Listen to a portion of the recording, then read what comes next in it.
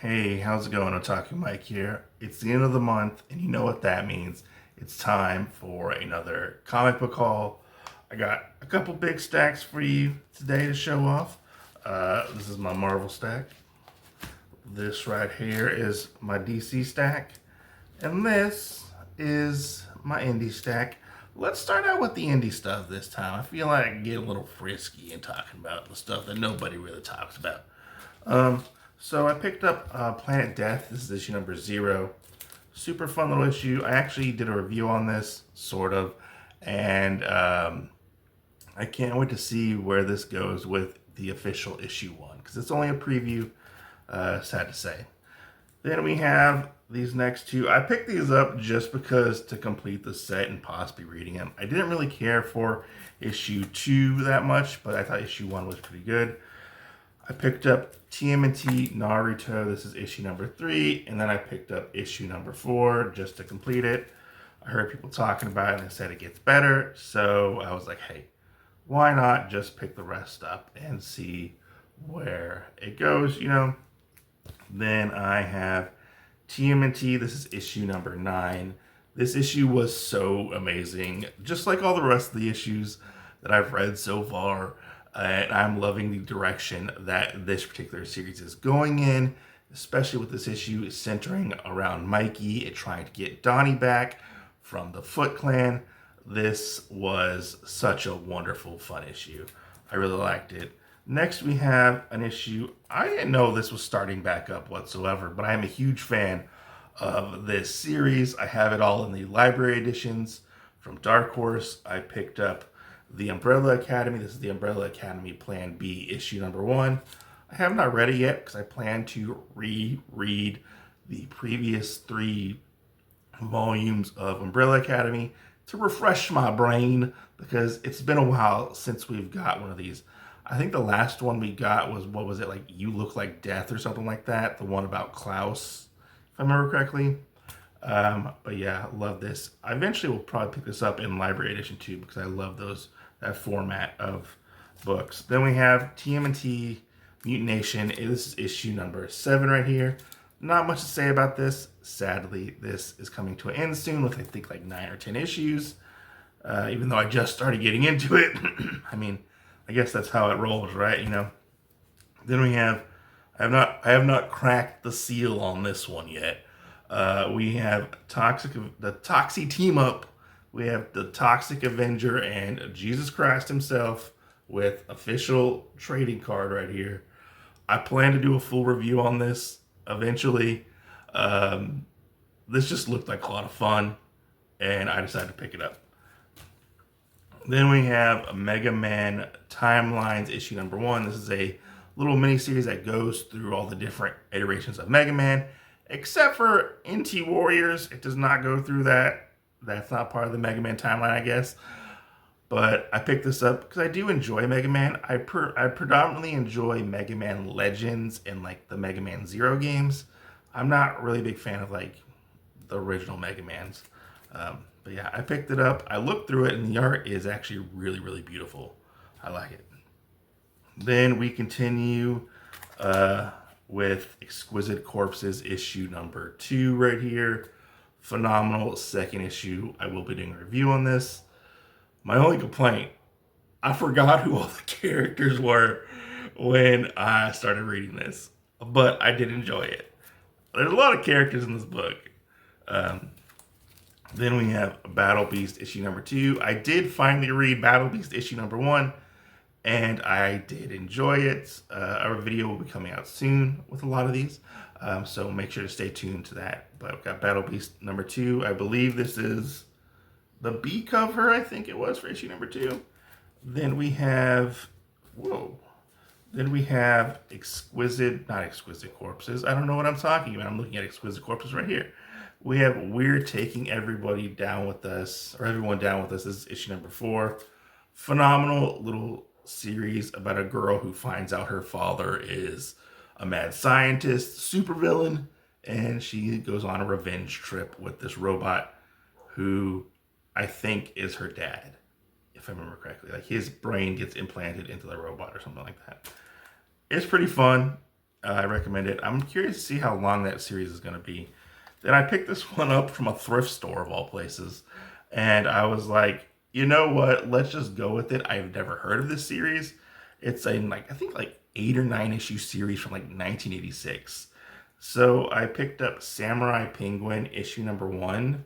I believe this came out around the Turtles and Usagi Yojimbo like anthropomorphic animal comic book boom. So I picked up issue one, and then I have issue two. I can't wait to read these. I think it's gonna be a lot of fun.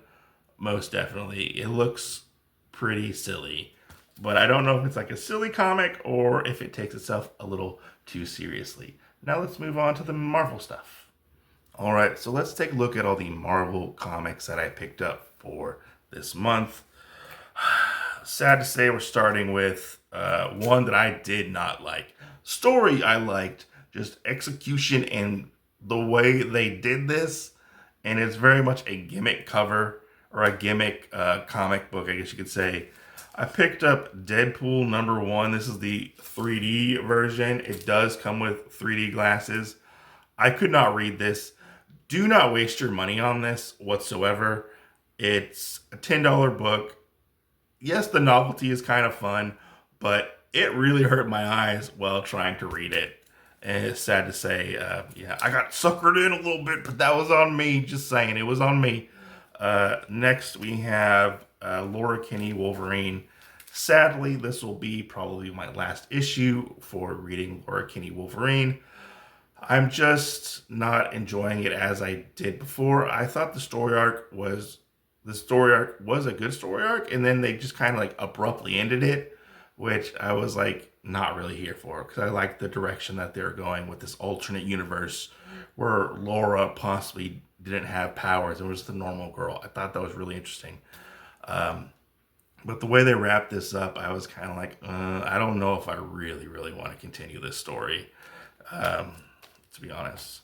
Then we have Ultimate Wolverine issue number 6. This one I actually am really enjoying. Wolverine finally got, Wolverineized, I guess, and he is now back with the Resistance, and we'll have to see where it goes from there. And he finally talks in this issue. It took him only 6 issues, but he's talked. Technically, he talked. Then we have a new series that I really have been enjoying. You can call it the New Thunderbolts or the New Avengers, as we like to call it. Did a review on this? Go check it out on my channel. This first issue was a lot of fun. I can't wait for issue 2. I know. It's a really good issue. Then we have issue 2 of Gwenpool. This is the variant cover right here. I did read this. I did enjoy it. I'm still on the fence on whether or not maybe to wait for the trade on this. I don't know how many issues it's going to be, but I do like it that we got to spend more time with this Gwenpool right here. I really want to know, like, is she actually, like, the official Gwen Stacy of the 616 Marvel Universe? That I would like to know. Then we have Wolverine issue number 10. This series is back on track, in my opinion, and it's been really good for the last 2 issues. I can't wait to see where this goes with Sabretooth. This was a fun issue, for sure, with Wolverine's 2 ghost dads. Then we have Eddie Brock Carnage. This continues to be really good. We are now moving into a story arc with Muse, and Eddie has finally found the plane crash victims from the first issue, but Eddie is still in a bad place at this time. He is all like burnt to a crisp, and he's kind of in a fight with Carnage. He's like, I don't like you, but I don't like you either. It's okay, A series that has been amazing with issue 1 and issue 2 I have really, really enjoyed. And it is Spider-Man and Wolverine. This series has been really good. I hope it continues the momentum moving forward with what happened in this last issue. I was blown away and thought this was one of the best Marvel superhero fights of all time when it pertains to superheroes and superheroes. This issue was balls to the wall, like insanity, like really, really good.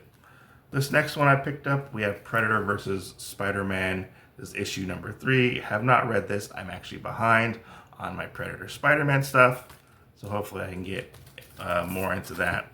I picked this one up on a whim. I don't know if I'm going to continue reading this, but I picked up Emma Frost White Queen issue number 1. This is one of the variant covers.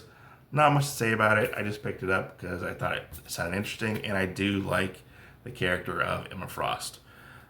Then we have Jeff the Land Shark, who got his first little mini series. Congratulations, Jeff. This is one of the variant covers. This is a fun little read. I don't know if I'm going to continue it, but I did actually really, really enjoy this particular issue. Oh boy, sad to say, this issue is on the chopping block and will no longer be on my pull list. I have slowly stopped enjoying Deadpool and Wolverine. It just hasn't been doing it for me. I hope it picks up later, maybe on, and maybe I can jump back in. But like, this whole thing with Strife has been so boring in my opinion, and I have not really enjoyed this series. Then we have a one-shot Ghost Rider versus Galactus. I have no idea what's going on with this, but I was like, Ghost Rider and Galactus, yeah, I gotta pick this up and I gotta read it for sure. Then we have, last but not least, we have Daredevil Unleash Hell, number 5. This finishes the miniseries. This was such a fun miniseries. I definitely recommend, if you want to read this and get into the Electric Daredevil character like I did personally. I thought this was a very, very solid series. Pick it up and trade. Definitely worth your time. Now let's move on to all the DC stuff. All right, so let's take a look at all the DC stuff that I picked up for this month. First, we have Absolute Flash issue number 4. This is a fun little issue. Nothing much happens in this, but we do get the Absolute first appearance of Ralph Dibny, as well as Heatwave in this issue. But it was fun. Got a little variant cover right here. Pretty cool cover. Then we have Absolute Superman issue number 8 right here. This is a really good issue where Superman actually gets hit with a kryptonite bullet and the Omega Men have to save him. It was a lot of fun to read. I love this variant cover. Really cool. Next we have this one. I'll have to actually get a replacement because I had a little bend on my, or crinkle, I guess you could say, on the corner. But we have Absolute Green Lantern. This is issue number 3 right here. Fun little issue. Not much happens in this issue, but I am going to continue reading it to see where exactly this goes. It's definitely a slow read. Oh, sorry there. I had to sneeze. Allergies are kicking my butt this today. They're kicking my butt. But yeah. No, totally awesome issue. Then we have JSA issue number 8. This is a fun little World War II story that ends up connecting into the overarching story of what's going on in the JSA at the moment. I have been loving this series since issue 1. It's definitely a fun read and definitely you should check it out.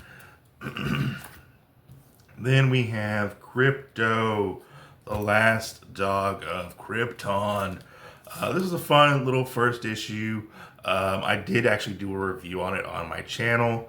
Definitely check it out. You get a new reimagining of Crypto's origin. It's a lot of fun.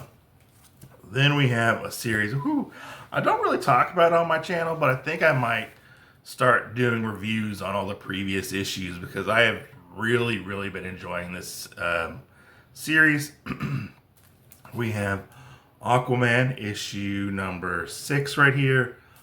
Wonderful, fun issue of Aquaman. We actually get a team up, I think it was in the previous issue, where Aquaman teams up with Captain Nemo, and that's pretty cool. And we get a surprise appearance from, surprisingly, one of the Wonder Twins in this issue, which I was like, blown away. Spoilers right there. But yeah, if you're not picking this up, this series is surprisingly really, really good, and it continues to be amazing. a series that kind of took a turn for the worst, I feel like. We have Batgirl issue number 8. I haven't really been enjoying these last 2 issues, this issue and the previous issue, with the whole Lady Shiva origin story thing. I've kind of been a little bored with that, but I hope it does end up picking up later on as we move forward in this story.